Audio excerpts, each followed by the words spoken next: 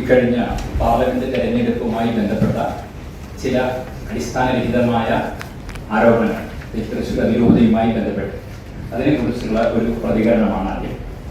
ഇക്കഴിഞ്ഞ പാർലമെന്റ് തെരഞ്ഞെടുപ്പിൽ തൃശ്ശൂരിൽ നിന്നുള്ള ജനവിധിയുമായി ബന്ധപ്പെട്ട് ക്രൈസ്തവ സമുദായത്തിന് നേരെ ഉയർന്നു വരുന്ന തികച്ചും അടിസ്ഥാനരഹിതമായ ആരോപണങ്ങളെ തൃശ്ശൂർ അതിരൂപത നേതൃത്വം അർഹിക്കുന്ന അവജ്ഞയോടെ തള്ളിക്കളയും.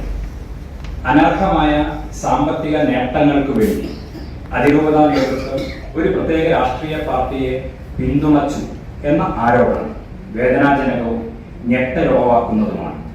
തൃശ്ശൂർ അതിരൂപത രാഷ്ട്രീയ തിരഞ്ഞെടുപ്പുകളിൽ ഏതെങ്കിലും രാഷ്ട്രീയ കക്ഷിയെയോ മുന്നണിയെയോ പിന്തുണയ്ക്കുകയോ എതിർക്കുകയോ ചെയ്യാറില്ല എന്നത് സുവ്യക്തമാണ്. അപ്പൊ ഞങ്ങളെ സംബന്ധിച്ചിടത്തോളം ഇക്കാര്യത്തിൽ എല്ലാ കാലത്തും ജനാധിപത്യവും മതേതരത്വവും മതനിരപേക്ഷതയും ന്യൂനപക്ഷ അവകാശങ്ങളും മതസാഹോദര്യവും ഒക്കെ ഉയർത്തിപ്പിടിക്കുന്ന നിലപാടുകളാണ് എല്ലാ കാലത്തും തൃശ്ശൂർ അതിരൂപതയും സ്വീകരിച്ചിട്ടുള്ളത്.